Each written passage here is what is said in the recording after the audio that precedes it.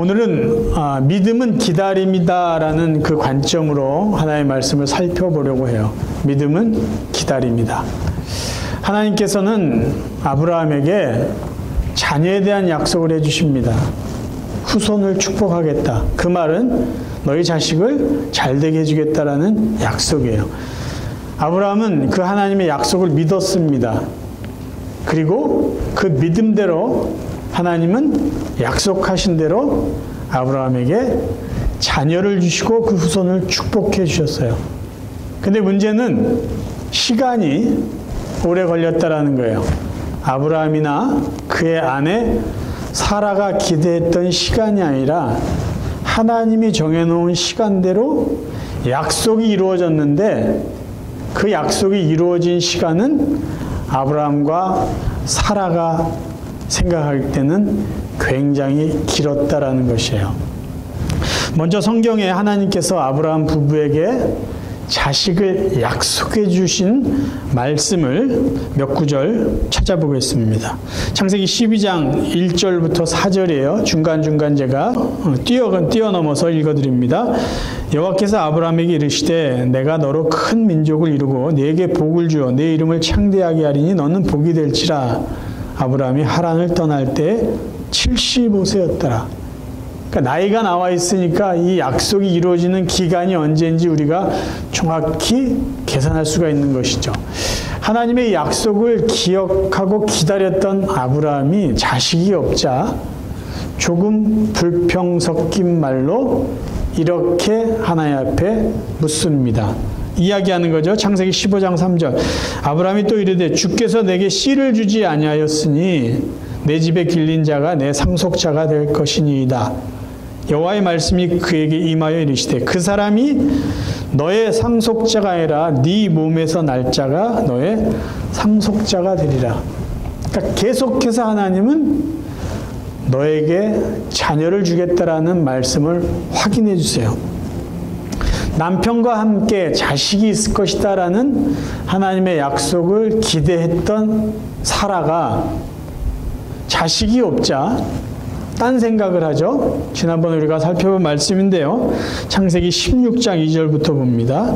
사레가 아브라함에게 이르되 여호와께서 내 출산을 허락하지 아니하셨으니 원하건대 내 여종에게 들어가라.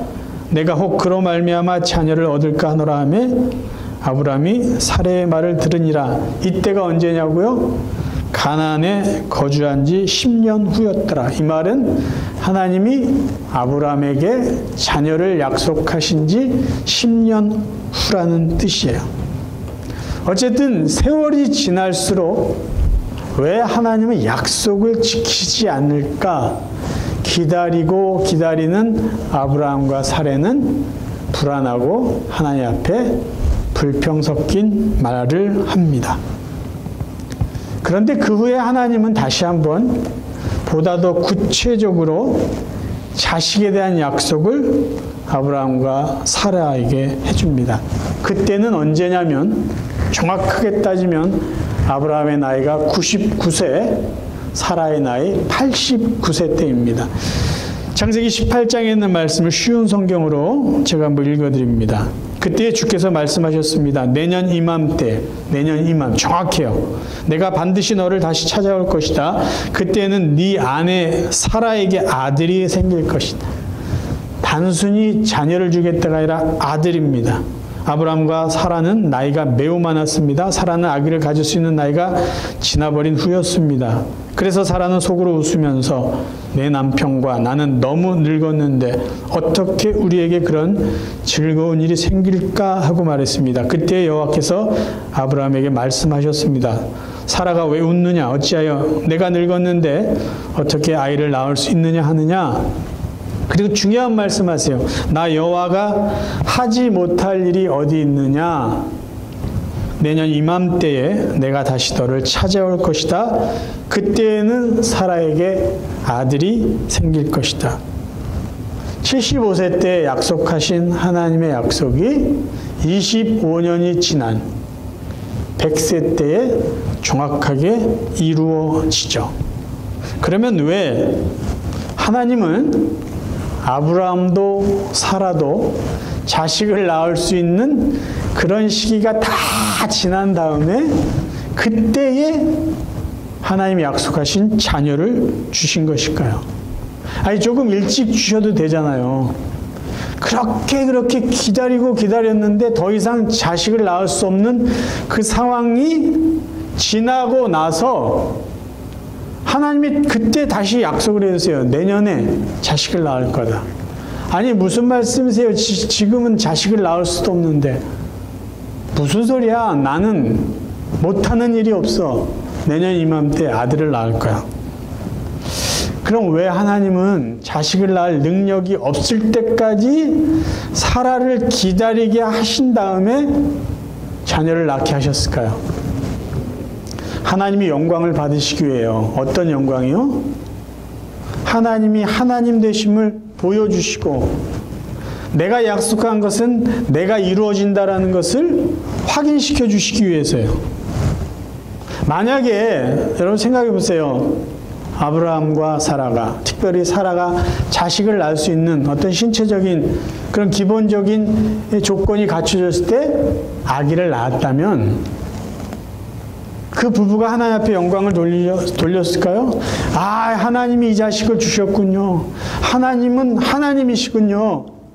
그렇게 감사와 찬양을 돌릴 수 있었을까요? 18장 이 내용을 다시 한번 보면은요, 하나님은 사라의 입을 통해서 나는 할 수 없습니다 라는 고백을 하게 만드세요. 개역개정 성경으로 한번 읽어볼게요. 18장 12절. 하나님이 내년 이맘때 자식을 주겠다라고 말씀하셨을 때 사라가 뭐라고 그랬죠? 속으로 웃고 이르되 내가 노쇠하였고 내 주인도 늙었으니 내게 무슨 즐거움이 있습니까? 내가 무슨 자식을 갖는 즐거움이 있겠습니까? 속으로 비아냥거리듯이 얘기했어요. 그렇게 이야기한 거는 11절에 이유가 정확하게 나와 있어요. 아브라함과 사라는 나이가 많아 늙었고 사라에게는 여성의 생리가 끊어졌느니라 자식을 낳을 수 없다라는 거예요. 스스로 고백한 거예요. 아니에요, 하나님, 저는 더 이상 할 수 없어요. 하나님이 아무리 그 말씀하셔도 저는 안 됩니다. 그때 하나님이 다시 한번 하나님의 약속을 이렇게 확인시켜 주세요. 내가 못한 일이 어디 있냐? 걱정하지 마, 내가 할 거야. 아들이 있을 거야. 그게 말씀을 해주세요. 이래서 하나님이 되신 거죠. 만약에 사라가 아이를 낳을 수 있는 그때 아이를 낳았어요. 절대로 사라는 이렇게 말하지 않을 거예요. 하나님이 하셨습니다. 하나님의 은혜군요. 그 얘기하지 않을 거예요. 대표적인 예가 뭐죠? 하갈을 통해서 자식을 낳았어요. 이스마엘이 태어났을 때 아브라함도 사라도 하나님이 하셨습니다라고 말하지 않았어요. 이 자식을 하나님이 주셨습니다라고 하나님 앞에 영광 돌리지 않았어요. 왜요? 자기들이 노력해서 낳았으니까요. 사람들은요, 절대로 자신들의 힘으로 무엇인가 해결하고 만들어냈으면요, 하나님 앞에 감사하지 않습니다. 하나님 앞에 영광 돌리지 않아요. 아, 하나님이 하셨습니다라는 고백을 하지 않습니다. 그런데 저나 여러분들이 이거 하나님의 은혜입니다. 이거 하나님이 하셨습니다. 하나님 정말 감사합니다. 하나님께 영광 돌립니다라고 말할 때는 언제죠? 나는 절대 할 수 없는 일이었는데 하나님이 정말 기가 막힌 방법으로 어떻게 상황들을 이렇게 만들어가서, 아니 이거는 나는 생각조차 할 수 없는 일인데 어떻게 하나님이 이런 일을 하셨지라고 우리가 느끼고 확인할 때 우리는 그때 비로소 하나님 감사합니다. 하나님의 은혜군요. 하나님은 정말 하나님이십니다. 하나님 영광 받으세요라고 그 고백을 하나님 앞에 드립니다. 하나님이 일하실 때는요, 사람들이 일하지 못할 때예요. 일할 수 없을 때요. 하나님은 사람이 할 수 있는 일을 하시는 분이 아니에요. 사람이 하는 일은 그냥 내버려 두세요. 사람들이 알아서 하게. 근데 하나님이 정작 하실 때는요, 사람들이 손댈 수 없는 일, 사람들이 할 수 없는 일, 이 우주를 관리하고 주관하고 섭리하는 일, 자연을 통치하는 일, 인간이 할 수 없는 일을 하나님은 하세요. 그래야지 하나님이 인간을 통해서 영광받을 수 있기 때문이에요. 하나님이 사람들에게 영광받는 방법이 이런 것이다라는 거예요. 왜 하나님은 아브라함과 사라를 기다리게 하셨을까요? 하나님 되심을 그들에게 보여주고 하나님을 바르게 믿게 하시고 그들을 통해서 영광 받으시기 위해서라는 거예요. 성경에서요, 아브라함의 삶을 통해서 우리에게 가르쳐 주신 믿음은 어떤 믿음이냐 하면요, 하나님은 약속하신 것을 하나님의 때에, 하나님의 시간에, 하나님의 방법으로 이루어 주신다는 것을 믿어라. 그 믿음을 우리에게 보여주시는 거예요. 아브라함을 통해서 우리에게 가르치신 믿음은요, 다시 말씀드릴게요. 우리가 원하는 방법과 우리가 원하는 시간에 우리에게 필요한 것을 주신 하나님을 믿으라는 것이 아니라 하나님의 방법과 하나님의 타이밍에 하나님의 은혜를 우리에게 주시는 그 분을 믿으라라는 것을 우리에게 가르쳐주고 계신다는 거예요. 요한복음에 보면은요, 신약성경, 하나님께서 사람들을 기다리게 하셔서 하나님 되심을 보여주시고 하나님을 믿게 하신 아브라함과 사라에게 했던 비슷한 사건이 기록되어 있습니다. 그게 바로 요한복음 11장에 죽은 나사로를 살리신 사건이에요. 먼저 내용을, 우리 다 아는 내용이지만 제가 한번 읽어드리겠습니다. 예수께서 본래 마르다와 그 동생과 나사로를 사랑하시더니 나사로가 병들었다함을 들으시고 그 계시던 곳에 이틀을 더 유하시고 그 후에 제자들에게 이르시되 유대로 다시 가자 하시니 17절로 넘어갑니다. 예수께서 와서 보시니 나사로가 무덤에 있은지 이미 나으리라. 베다니는 예루살렘에서 가깝기가 한 오리쯤 되매 많은 유대인이 마르다와 마리아에게 그 오라비의 일로 위문하러 왔더니 마르다는 예수께서 오신다는 말을 듣고 곧 나가 맞이하되 마리아는 집에 앉았더라. 마르다가 예수께 여짜오되 주께서 여기 계셨더라면 내 오라버니가 죽지 아니하였겠나이다. 지금 우리가 읽은 이 본문을 이렇게 그냥 이렇게 읽고 지나가면요, 마치 예수님이 지체하셨기 때문에 나사로가 죽은 것처럼 보여져요. 여러분 6절에 보세요. 나사로가 병들었다 함을 들으시고 그 계시던 곳에 이틀을 더 유하셨다라고 되어 있어요. 그러니까 마치 예수님이 이틀 더 거기에 머물렀기 때문에 나사로가 죽은 것처럼 되어 있어요. 그리고 21절인가요? 21절에 보면 마르다가 예수께 여짜오되 주께서 여기 계셨더라면 내 오라버니가 죽지 아니하였겠나이다. 그러니까 예수님이 조금만 더 일찍 오셨으면 우리 오빠 죽지 않았을 텐데, 그렇게 이야기를 하고 있어요. 그러니까 예수님이 빨리 그 계시던 곳에서 이 베다니 나사로가 있는 게 오셨으면 살았을 텐데 라는 그런 오해를 갖게 만들어요. 근데 여러분 이 요한복음 11장이요, 자세히 시간을 계산해 보면요, 예수님이 이틀을 지체하지 않고 곧바로 왔어도요, 나사로는 이미 죽었다라는 것을 우리가 알 수 있습니다. 예수님이 지금 계신 곳이 어딘가를 우리가 알면요, 이 부분을 더 잘 이해할 수 있어요. 요한복음 11장 바로 전에 예수님이 어디 계셨는지가 기록되어 있어요. 10장 40절에 보면요, 예수님은 지금 세례를 받으시던 곳에 와 계셨다라고 기록되어 있어요. 세번역 성경을 읽어드립니다. 요한복음 10장 40절, 예수께서 다시 요단강 건너쪽 요한이 처음에 세례를 주던 곳으로 가서 거기에 머무르셨다라고 되어 있어요. 그리고 거기서 사역하시는데 나사로 집에서 온 사람들의 소식을 듣게 된 것이에요. 그러면 이 거리가 얼마나 될까요? 제가 또 요즘에 이 스마트폰을 이용해서 조금 더 정확하게 그 거리를 한번 체크해 봤어요. 지금 예수님이 세례 받으신 그곳, 베레아 지역인데요, 그곳에서 지금 나사로가 살고 있는 베다니까지의 거리는 59km가 나옵니다. 구글에서 검색한 거예요. 37마일 정도 돼요. 그럼 소요 시간이 얼마나 될까요? 자동차로는 1시간 30분이라고 나오고요. 뭐 트래픽에 따라 다르겠지만 도보로는 걸어서는 13시간 6분이 나옵니다. 이거 제가 검색한 거예요. 스크린샷 한 거예요. 그 예수님이 세례 받으신 곳, 그 다음에 나사로의 무덤이 있는 곳, 뭐 차이가 얼마나 나겠어요? 뭐 1, 2km 많아야 그렇게 나겠죠? 이게 보니까요, 지형을 보니까 예수님이 세례 받은 그곳은요, 해발 800m가 넘고요, 나사로가 사는 것은 해저에 마이너스 300m가 되는, 그러니까 굉장히 고지대에서 낮은 지역으로 이렇게 내려오는 곳이더라고요. 그러면 그 시대가 어떻든지 간에 곧바로 예수님이 그 베레아, 세례 받으신 곳 베레아에서 나사로가 사는 베다니까지 오셨다 해도 13시간이 걸려요. 그러면 빨라야 하루 길이죠. 조금 늦으면 하루 반 정도 걸릴 거예요. 그렇죠? 열심히 그냥 걸으면 하루, 조금 여유 있게 걸으면.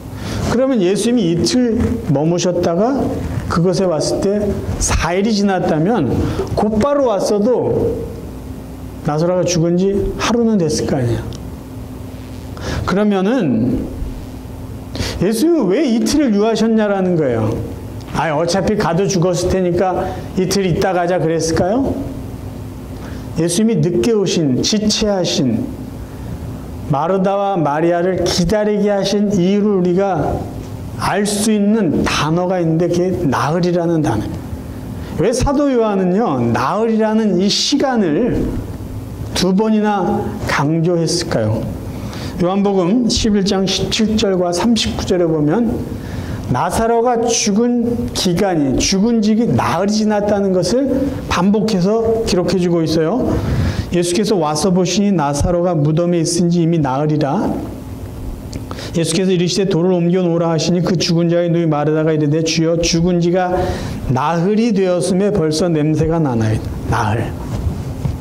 여러분, 유대인들은요, 사람이 죽으면 육신에서 영혼이 떠나는데 이 영혼이 죽은 육신의 3일 정도를 방황한다는 거예요. 그러다가 다시 육신에 들어가는 경우도 있다라고 믿었어요. 그런데 4일이 지나고 나면 육신에서 떠난 영혼은 완전히 사라져버린다는 거예요. 아마 그래서 한국의 장례도 3일장을 지내는 것이 아닌가라는 생각을 해봅니다. 자, 그러면 유대인들이 갖고 있는 그 사고 속에서 우리가 생각할 때 나사로가 죽은 지 4일이다 라는 말은 뭘까요? 아, 지금 이 나사로는 혹시 다시 살아날까 하는 그 기대조차 완전히 사라졌다라는 말이에요.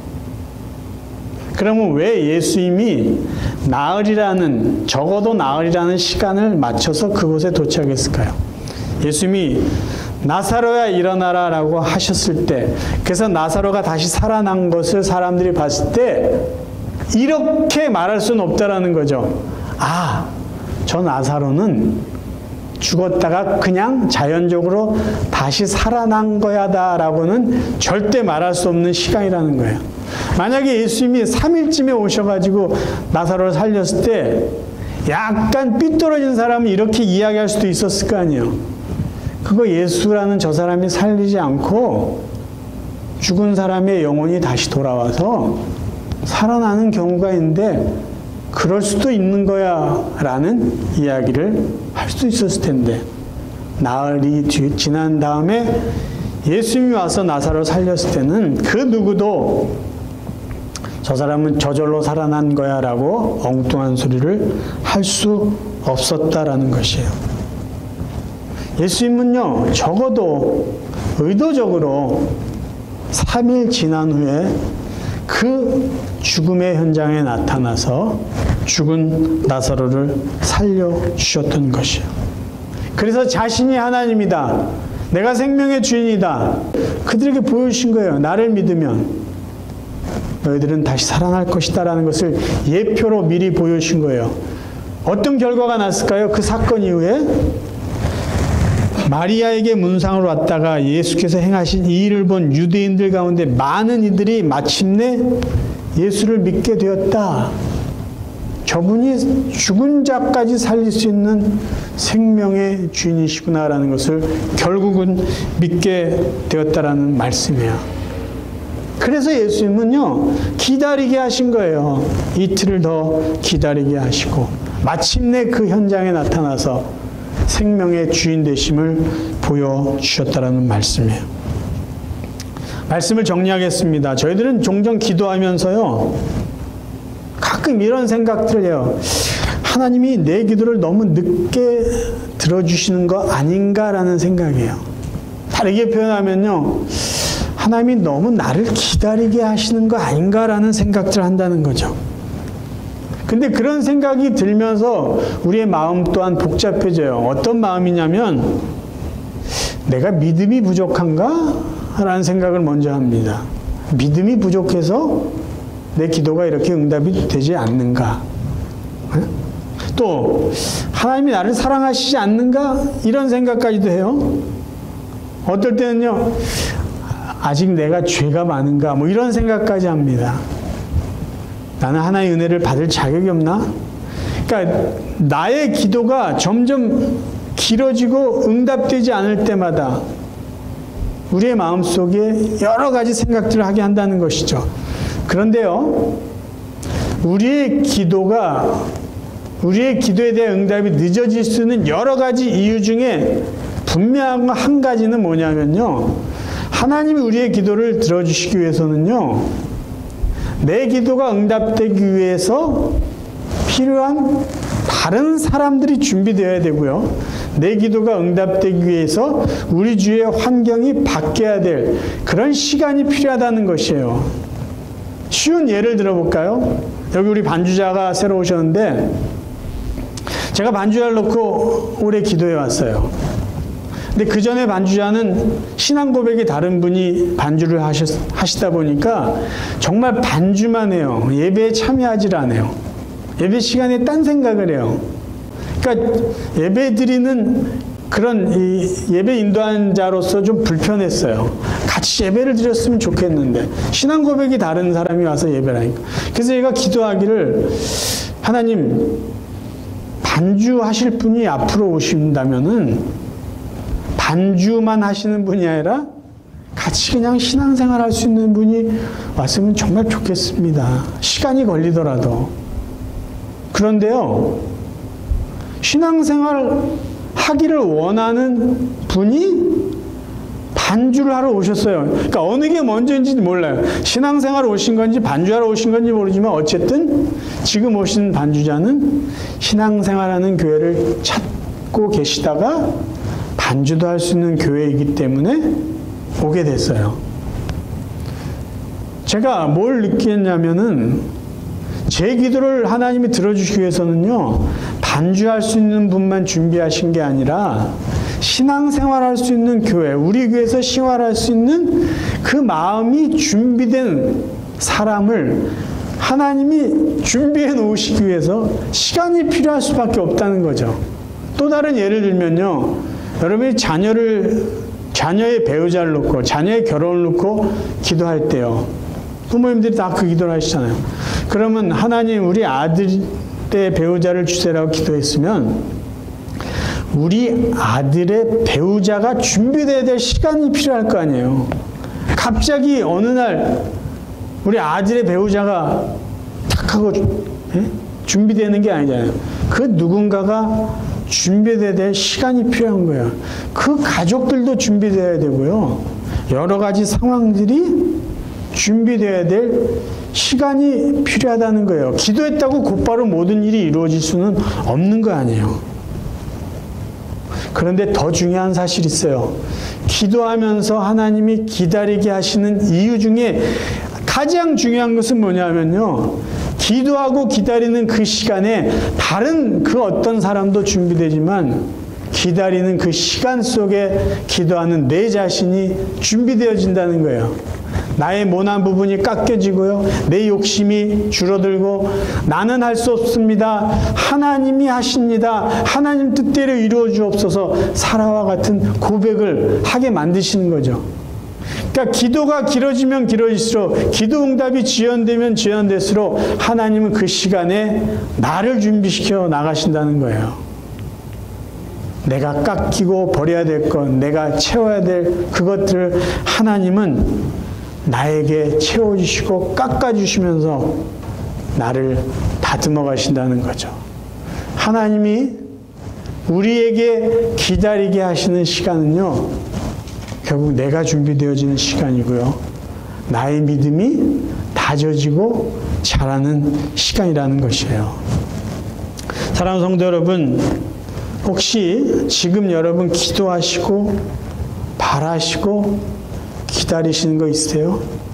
근데 그게 내가 정한 시간이 지났는데도 아직도 아무 어떤 모습도 보이지 않고 그래서 조금 답답하십니까? 그러면요, 여러분 더 기도하세요. 더 기도하세요. 더 기다리세요. 하나님이 기다리게 하시는 데는 분명한 이유가 있을 것이에요.